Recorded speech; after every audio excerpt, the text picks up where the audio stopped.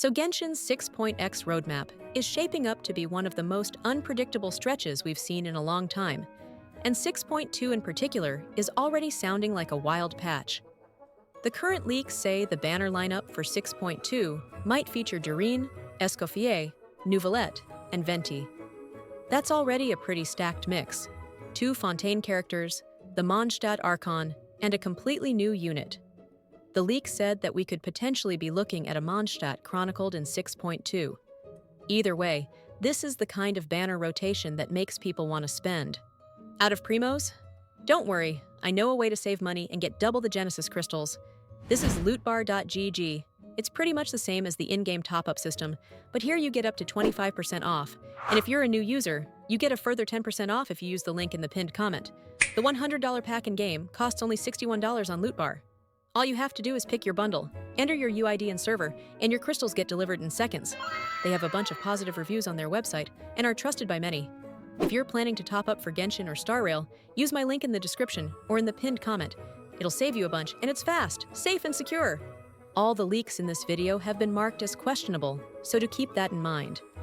Durin himself is what most people are excited for, and honestly, the kit description explains why. He's positioned as a Pyro sub-DPS, who actually applies Pyro more effectively than Xiangling, which is saying something, because Xiangling has basically been the gold standard for years thanks to her Pyronado. But Durin goes further. Not only does he keep up consistent application, he also reduces Hydro, Pyro, and Anemo resistance. The result is that he could end up stronger than some 4-star supports that are considered meta right now. If that holds, he won't just slot into 1 or 2 comps. He'll be flexible enough to shape entire team archetypes. Moving into 6.3, we've got Columbina, one of the most hyped Fatui harbingers, finally stepping onto the stage. But the twist is that at C0, she isn't a DPS. Instead, her leaks frame her as a Hydro reaction support. So don't expect her to be competing with Neuvillette for raw Hydro damage. Instead, she seems to lean into enabling Dendro, Pyro, or Electro cores more efficiently. On top of that, 6.3 might introduce the White Horse Immortal Adeptus, who some leaks say will show up during Lantern Rite. It sounds like one of those big, festival-themed reveals where Hoyoverse ties lore into an annual event. It's not 100% locked in, but it's got enough weight that people are already bracing for a flashy teaser. Remember, you can save up to 25% on current banners through lootbar.gg. All you need is your UID and server. The link is in the description. Then, looking a little further ahead, Nicole is planned for version 6.6. Her role is less nailed down, but from what's being whispered, she's likely a support, possibly cryo or with utility that helps reaction-based teams. If that's true, it means we're entering a cycle where most of the new characters aren't just hypercarries, but flexible supports or enablers, the kind of units that can define entire metas quietly without needing giant flashy multipliers. And of course, we can't ignore Varka. The leaks right now suggest that once he finally launches, he'll end up going to the standard banner.